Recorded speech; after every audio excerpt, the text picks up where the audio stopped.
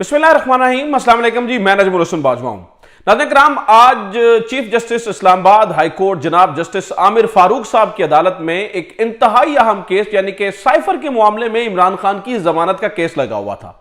अच्छा, आज जिस तरह से इमरान खान के वकील बैरिस्टर सलमान सफदर ने केस लड़ा है, जो दलाइल दिए हैं और जिस तरह से मुखालिफ वकीलों की बोलती बंद की है, अगर इस केस के अंदर जरा सी भी गैर जानिबदारी का मुजाहिरा किया गया, मतलब थोड़ा सा भी दलाइल को मद्देनजर रखा गया, तो इमरान खान की जमानत को रोकना अब इंतहाई मुश्किल हो चुका है।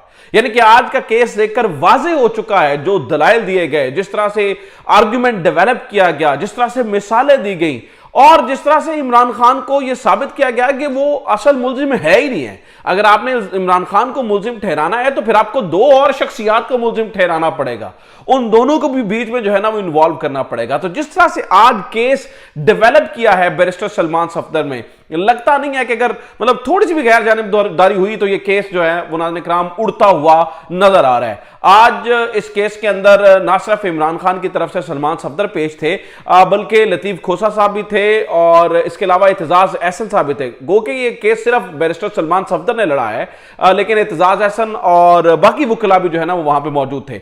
जबकि दूसरी जानिब भी जो मतलब प्रोसिक्यूटर थे, वो बड़े भारी भरकम, बड़े मतलब बड़े बड़े नाम और बड़े बड़े तगड़े वकील वो लेके आए हैं, ताकि किसी तरीके से इमरान खान को वो हराया जा सके, किसी तरीके से इमरान खान को मुल्जिम साबित किया जा सके।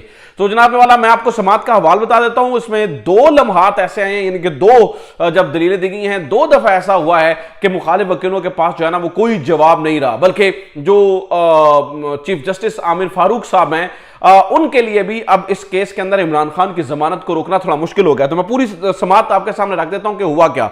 जैसे मैंने बताया कि इमरान खान की तरफ से एतजाज हसन भी पेश हुए, लतीफ खोसा भी और जो सलमान सफदर भी।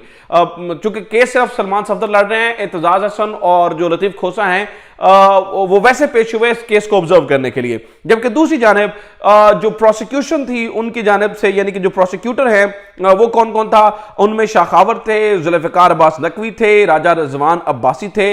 ये तीन लोग वो वहां पर पेश थे, जिन्होंने इमरान खान को वो गलती साबित करना था। तो बैरिस्टर सलमान सफदर ने नाज़रीन किराम दो बुनियादी बातें की, यानी कि जज साहब के सामने में दो बुनियादी बातें रखी। उनने कहा कि जनाब, अगर इमरान खान के पास साइफर रहा 33 दिन और इमरान खान इसके ऊपर मुल्जिम है, और ये बेतुकी एक दलील दी जा रही है, मतलब एक बड़ी बेढंगी सी दलील दी जा रही है कि इमरान खान के पास से साइफर को हमने रिकवर करना है, और इमरान खान के पास 33 दिन वो साइफर रहा, तो फिर 169 दिन साइफर रहा शहबाज शरीफ साहब के पास। तो शहबाज शरीफ क्या इसमें मुल्जिम हैं? क्या शहबाज शरीफ से आपने बयान लिया है या उनका बयान रिकॉर्ड किया है? यानी कि एक शख्स को 33 दिन साइफर अपने पास रखने के ऊपर, जो कि वज़ीर आज़म था, उसकी सवाबदीद थी कि कोई भी चीज वो डिक्लासिफाई करना चाहे तो वो कर सकता है, ये उसके वो हल्फ के अंदर है। इसके ऊपर आप एक शख्स को मुल्जिम ठहरा रहे हैं, तो क्या जिसके पास 169 दिन साइफर रहा, क्या आपने उसको शरीक मुल्जिम बनाया?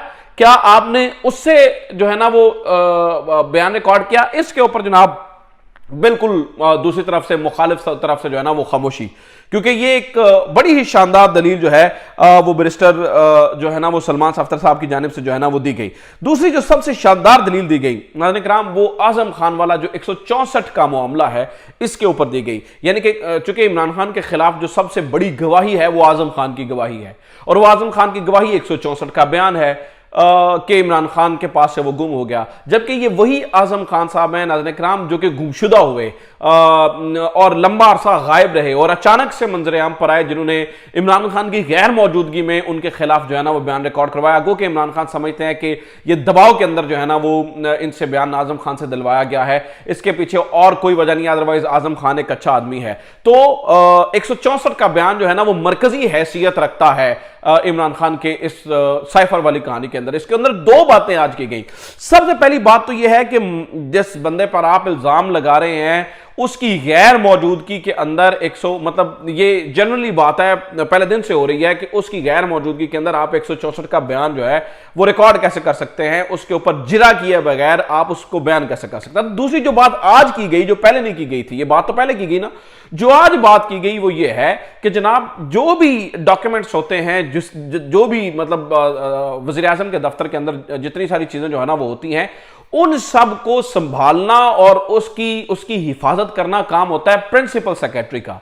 और अगर साइफर गुम हो गया था, और अगर साइफर नाज़रीन किराम गुम हो गया था, तो फिर यह बताया जाए कि बैरिस्टर सलमान सफदर ने यह दलील दी कि बताया जाए कि फिर प्रिंसिपल सेक्रेटरी मुद्दई क्यों नहीं बने। इनको पहले मुद्दई बनना चाहिए था। ये कहते कि जनाब मेरी एक चीज गुम गई है और वज़ीर आज़म से गुम गई है, लिहाजा यानी कि तब के वज़ीर आज़म से गुम गई है और वो उनसे रिकवर की जाए। आज वो 164 का बयान रिकॉर्ड करवाकर वादा मुआफ गवाह कैसे बन सकते हैं? वो कैसे मतलब उनको इस पूरे मामले से हटाया जा सकता है? क्योंकि प्रिंसिपल सेक्रेटरी ने आजम खान साहब प्रिंसिपल सेक्रेटरी थे इमरान खान के, जिम्मेदारी तो इनकी बनती थी। तीसरा नाज़रीन किराम, इस केस से हटके मैं आपको एक और आजम खान साहब की जो है ना वो मजे की बात बताऊं जो कि आपको दिलचस्प लगेगी। वो ये कि आपको याद है एक रिकॉर्डिंग लीक हुई थी इमरान खान की गुफ्तगू की, यानी कि जब ये हैकर वाकर वाले मामला चले थे, आपको याद ही है जिस तरह से इमरान खान की ऑडियोज को उस टाइम लीक किया जा रहा था, तो आजम खान से एक गुफ्तगू लीक हुई थी इमरान खान की, जिसके अंदर आजम खान साहब इमरान खान से पूछ रहे हैं तो वो कॉपी किधर गई, ठीक है, वो हमारे पास वो कैसे गायब हो गई? तो इमरान खान ने कहा इसने उठाई है, ये इसने उठाई है। उन्होंने इसका नाम नहीं लिया कि इस कौन है, यानी कि इमरान खान और आजम खान दोनों इस बात पे डिस्कशन कर रहे थे कि वो साइफर की कॉपी गई कहां पर, ठीक है। तो इमरान खान उसमें ये कह रहे थे ये इसने उठाई है। अब वो इस कौन है नाज़रीन किराम, ये आपको अंदाजा ही है कौन था जिसके एक्सेस थी वज़ीर आज़म हाउस तक, और इमरान खान के बड़े करीबी भी वो समझे जाते थे। या किसके ऊपर इल्जाम लगा रहे हैं, क्योंकि अब ये बात तो बजाते खुद इमरान खान ही बता सकते हैं, लेकिन उस रिकॉर्डिंग के अंदर मौजूद है। यानी कि आजम खान जब ये डिस्कस कर रहे थे इमरान खान के साथ, तो ये मामला अब उन्हें क्यों याद आया कि 164 का बयान रिकॉर्ड करवाना। खैर, ये जो दो आर्गूमेंट जो है ना वो आज अदालत के सामने दिए गए, और एक आर्गूमेंट और बैरिस्टर सलमान सफदर की जानिब से दिया गया।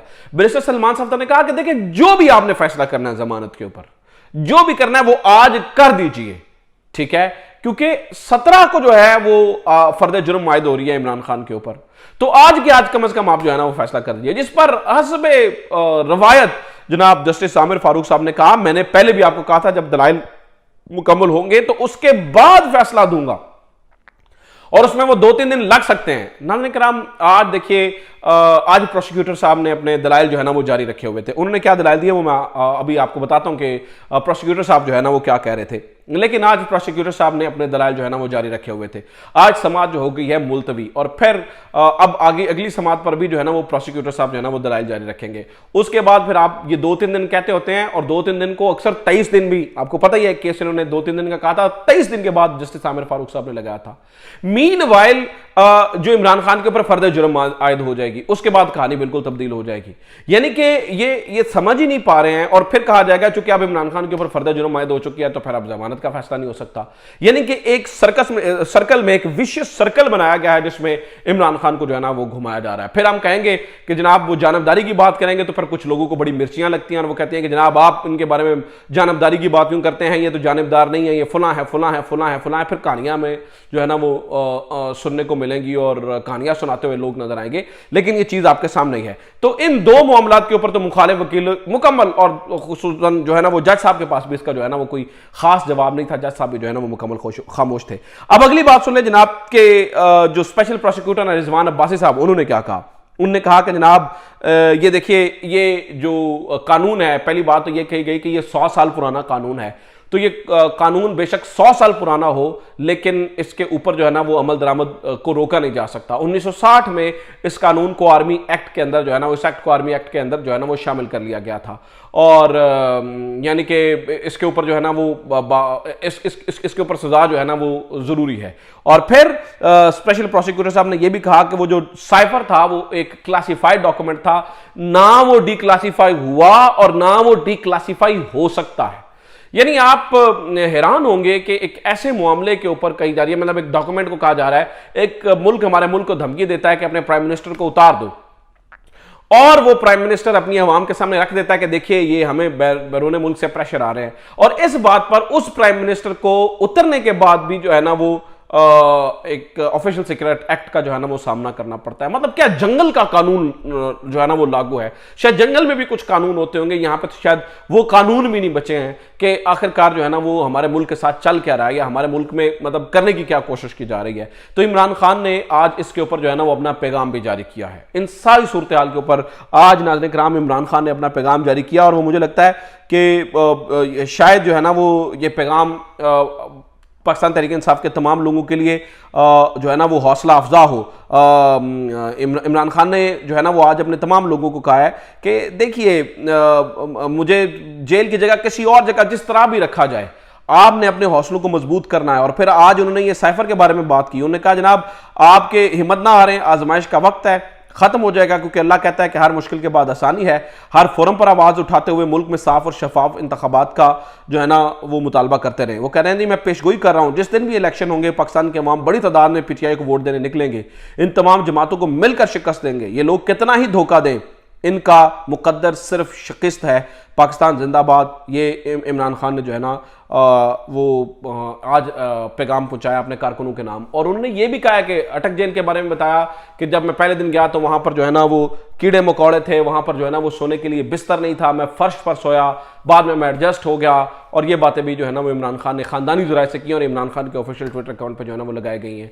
और साइफर पे बात करते हुए उन्होंने कहा कि ये सिर्फ और सिर्फ जनरल बाजवा और डोनाल्ड ब्लूम को जो है ना वो तहफ़्फ़ुज़ देने के लिए ये सारा जो है ना वो ड्रामा किया जा रहा है। इसके पीछे और इसके अलावा इसके अंदर जो है ना वो और कोई भी हकीकत नहीं है। तो नाज़रीन किराम, अगर इन दलाइल के बाद भी इमरान खान को जमानत नहीं मिलती है, जिसका जवाब कोई नहीं था मुखालिफ वकीलों के पास, तो फिर हम इन्ना लिल्लाह पढ़ सकते हैं पाकिस्तान के निज़ाम इंसाफ पर। इसके अलावा और कुछ नहीं कहा जा सकता। अपना ख्याल रखिए। खुदा हाफ़िज़। पाकिस्तान जिंदाबाद।